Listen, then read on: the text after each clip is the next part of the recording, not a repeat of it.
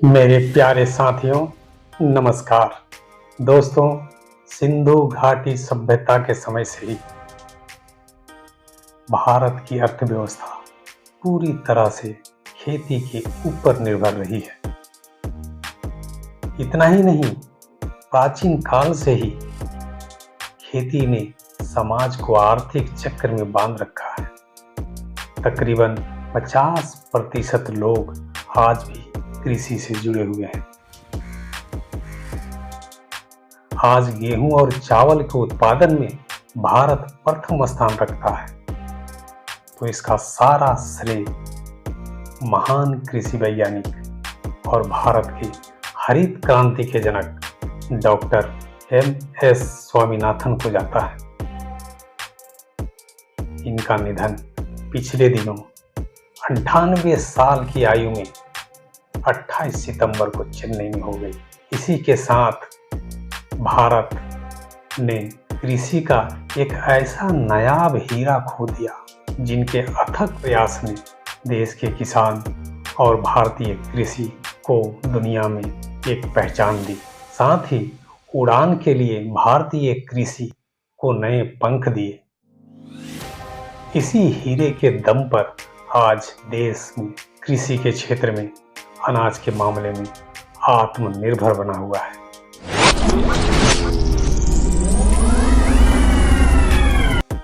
चलिए अब हम जानते हैं डॉक्टर स्वामीनाथन ने यह कैसे संभव कर दिखाया। आज़ादी से पहले 1942-43 में बंगाल में भीषण अकाल पड़ा था। चावल के एक दाने के लिए 20 लाख लोगों ने दम तोड़ दिया था। इस त्रासदी ने स्वामीनाथन के मन मस्तिष्क को दहला कर रख दिया। उसी समय जीवा स्वामीनाथन ने देश की भूख मिटाने की ठान ली और जुनून के साथ वह अपना जीवन कृषि और देश के किसानों के लिए समर्पित कर दिया।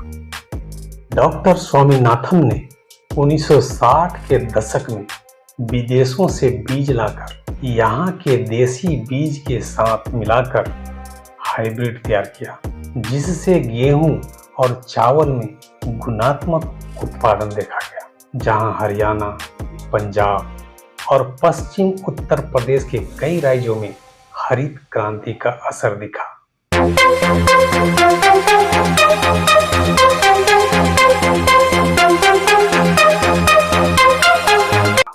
एक स्रोत के अनुसार 1947 में 6 मिलियन टन गेहूं जहां उत्पादन होता था, वहीं 1968 में 17 मिलियन टन गेहूं का उत्पादन बढ़ गया। इस प्रकार कृषि अर्थव्यवस्था में जबरदस्त गुणात्मक बढ़ोतरी हुई। इसीलिए डॉक्टर स्वामीनाथन को कृषि का हरित क्रांति का जनक माना जाता है।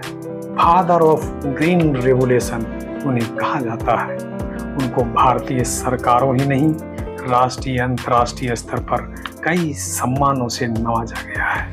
आपको मालूम है 18 नवंबर 2004 को राष्ट्रीय किसान आयोग बनाया गया था, जिसके अध्यक्ष डॉक्टर स्वामीनाथन थे। इसलिए इसको स्वामीनाथन आयोग भी कहा जाता है। यह आयोग इसलिए बनाया गया था कि उस समय किसानों की आत्महत्याएं बढ़ रही थी, किसानों के हालात निरंतर बिगड़ रही थी, किसानों के अपने फसल के वाजिब दाम नहीं मिल रहे थे। ऐसी बदतर स्थिति को सुधारने के लिए यह आयोग बनाया गया था। इस आयोग ने अपनी 5 रिपोर्ट दी और आखिरी रिपोर्ट इसने 2006 में दिया। उसके बाद तत्कालीन यूपीए की सरकार ने 10 मुख्यमंत्रियों की एक कमेटी बनाई। कमेटी ने अपने सिफारिशों में कहा कि किसानों के हालात को सुधारने के लिए इसे तुरंत प्रभाव से लागू किया जाए। वर्तमान समय में देश भर के किसान संगठनों की एक ही साझी मांग है, वह है स्वामीनाथन आयोग के रिपोर्ट को लागू करना। तो आइए हम जानते हैं स्वामीनाथन आयोग है क्या, इसका रिपोर्ट क्या है, इसे लागू करना क्यों जरूरी है, लागू करने से किसानों को क्या फायदा होगा। क्योंकि जब किसानों को इस बात की जानकारी होगी तो ज्यादा मजबूती के साथ जमीनी स्तर पर किसान आंदोलन को गति दे पाएंगे।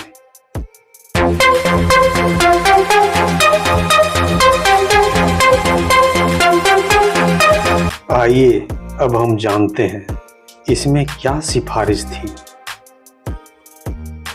इस सिफारिश की पूरी रिपोर्ट लगभग 2000 पन्नों की है। उसमें सबसे मूल बात जिसके लिए किसान संगठन हमेशा संघर्ष कर रहे हैं वह है फसलों का लाभकारी मूल्य किसानों को सरकार द्वारा दी जाए, यानी C2+50% फॉर्मूले के आधार पर किसानों के फसलों का MSP दिया जाए। इस फॉर्मूले में खाद आता है, बीज आता है, सिंचाई है, कीटनाशक है, फैमिली लेबर है, प्लस जमीन का किराया और जो उसकी लागत है उसका ब्याज जोड़ा जाता है। ये सभी मिला के जो लागत बनती है उसको C2+50% बोलते हैं। स्वामीनाथन ने स्पष्ट सिफारिश की कि किसानों को C2+50% जोड़कर उनकी फसलों का MSP यानी न्यूनतम समर्थन मूल्य दिया जाना चाहिए, मिनिमम सपोर्ट प्राइस देना चाहिए। यही उस आयोग की मुख्य सिफारिश है जिसमें सारे किसान संगठनों की रजामंदी और एकजुटता है। इसको लागू कराने के लिए सभी किसान संगठन संघर्ष भी कर रहे हैं। अगर सत्ता में काबिज सरकारें, चाहे वो कांग्रेस हो या वर्तमान में बीजेपी, अपने अपने वादे निभाए होते तो आज किसान कर्ज के जाल में नहीं फंसते और किसानों के आत्महत्या की खबरें सुर्खियों में नहीं आती। स्वामीनाथन आयोग का यही मकसद था कि किसानों को आत्महत्या करने से रोका जाए, लेकिन अब तक किसी भी सरकार ने कमेटी के सिफारिशों को लागू नहीं की। सिर्फ खोखले वादे राजनीतिक पार्टियां करती रही। 2018 में किसान आंदोलन के दबाव में प्रधानमंत्री नरेंद्र मोदी ने अपने किए वादे पर अमल नहीं कर पाए और स्वामीनाथन के फॉर्मूले को C2+50% को जोड़कर किसानों को फसलों का लाभकारी मूल्य देने से साफ इनकार कर दिया। लेकिन सरकार की जिम्मेदारी बनती है कि कृषि प्रधान देश में किसानों को इतना पैसा मिले कि वह बढ़िया से सरवाइव कर सके।